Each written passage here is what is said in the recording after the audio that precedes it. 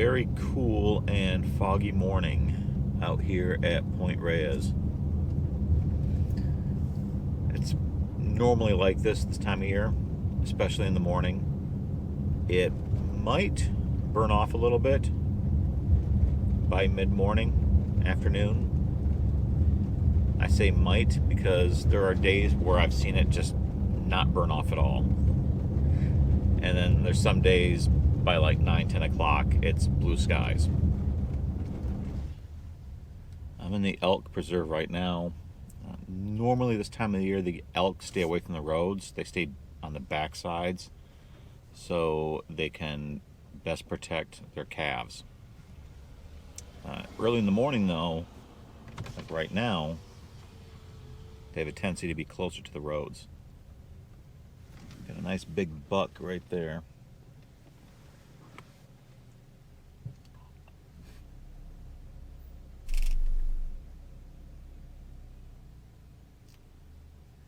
He doesn't want to look at me. Might have it now. I really like the look right now, even though it's kind of plays hell with the autofocus on the Lumix cameras. Lumix doesn't have the best autofocus engine, I admit that. I do like their cameras, but their autofocus needs some improvement. Heading up an elevation right now to the highest point in the park. This road isn't open all the time. In fact, lately, like the last month or so that I've been out here, it's been closed a lot. I don't know if that's because I thought the pandemic, because I had to close it for that, or what, but it's been closed a lot. I'm heading up right now, though, because it's actually open today. And I'm finally getting some blue skies. And I think we might get a really cool view of the park from up top when it's covered in a layer of fog. I've seen that a couple times before. I hope we can see it again today. That'd be really, really cool. All right, I made it to the top. The sky is blue, and I think I have a pretty cool view of the fog. Let's check it out. Here we are. I know from experience that right up here is about the best spot to put your tripod to capture the fog. I'm looking at the fog right now. It's kind of flat. There's days I've been up here where it was a little bit lower and it had more texture to it. You can see it roll and move, and it was really cool. It's kind of flat and gray, actually. It's kind of poofy over there. I might be able to get it with a longer lens. I have to pull up the camera gear and see what I can record. Maybe it makes for some cool video. Only if it's moving, though. If it's very static, it won't be too interesting.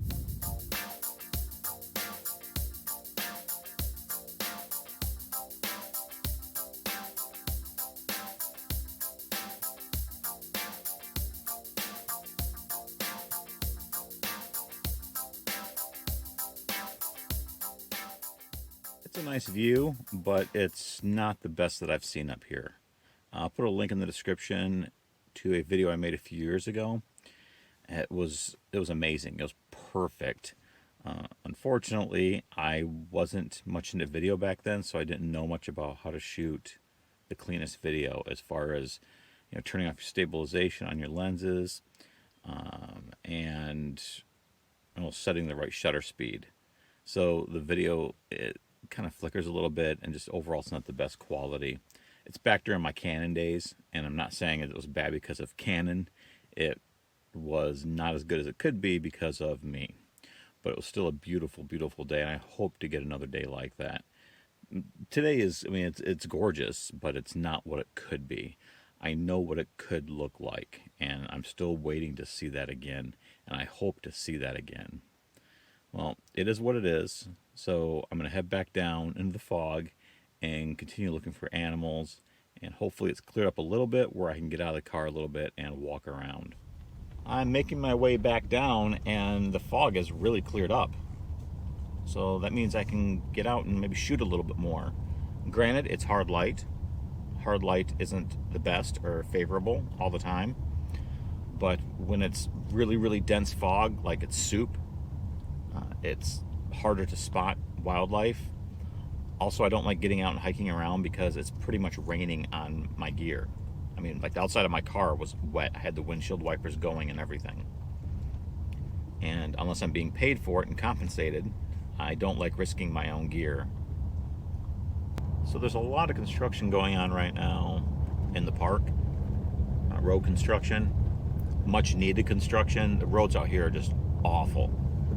So some of the places I wanted to go to and maybe go walk around are not really accessible unless I want to sit there for, according to the signs and the long lines of cars I've seen, upwards of 30 minutes. So I turned around and I came back out to the parts that aren't under construction. But because of the construction, it's pushing most of the people out to the same area.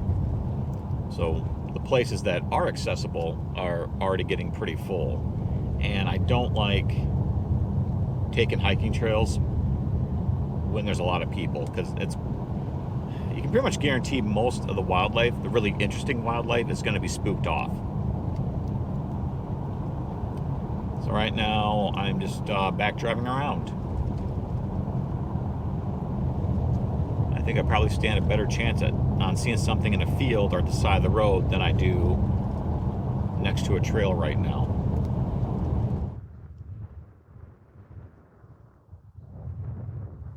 You're probably wondering why I just don't go for a walk out in that field and sit down and wait for a bobcat or a badger. Well, that's a good question, and to be honest, I really think about doing it. However, this time of the year is tick hell. Just this place is infested with ticks. I hate ticks so much. I think everyone does, but I think I might hate them more than other people from my time in the military when I was stationed in North Carolina. And I've had to pick ticks off my private areas. All right, I'm not exaggerating, and more than one. And everywhere else in my body. I've had my armpits, I had one behind my ear. I hate ticks so much, and right now this place is just a haven for ticks. I mean, every time I just walk on the side of the road in the grass, I get back to my car, I need to check my pants, because as something as simple as walking on the side of the road, I've gotten ticks all up in my pants. So it can be pretty bad out here. I came out to find bobcats. I seen one this morning run across the road. I've been driving around all morning, haven't seen anything until now, but he's way off on this ridge line. Kind of walking away from me right now. And I got a picture, but okay, now he's out of sight. But he's a ways off. Okay, so it's not a good or even acceptable exposure. It's just like this little speck. I'm like, that's a bobcat. So I can see him way up there on the hill. You're not going to see it too good in this camera. I'll try to get something with this, just so you know that I'm not full of BS. Well, it seems I lost him. And I looked away for a minute just to check the settings on the GoPro, and when I looked back,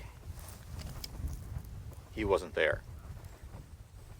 He could have done something as simple as just lie down behind some shrubs, and his camouflage alone is going to make him just disappear. I'm still scanning the terrain, trying to look for any sign. Usually all they have to do is like just turn their head and I can detect that. But at the moment, I don't know where he's at.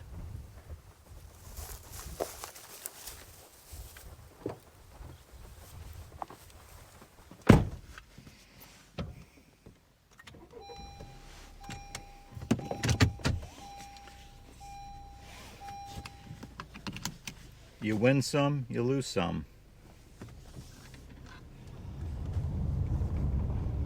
Just spotted my first coyote of the day. Kind of surprising, because usually this park has a lot of coyotes. I mean, I heard a bunch of them earlier, but this is the first one that I've seen. What I'm doing is I'm waiting for him to pounce. They like to jump in the air and then pounce down on the prey. Usually the prey are like gophers that are under the ground.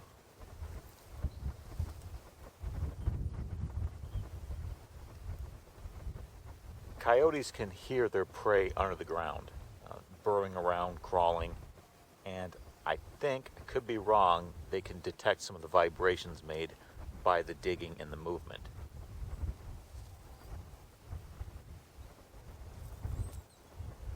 So now he's starting to lose interest and look around. I think whatever it was he was listening for either stopped moving or maybe went too deep. And now it looks like he's looking around for new opportunities. Well, this location didn't pan out for him. Kind of didn't pan out for us either. I mean, I seen a coyote. I just couldn't get a picture of him doing anything interesting. So, time to move on.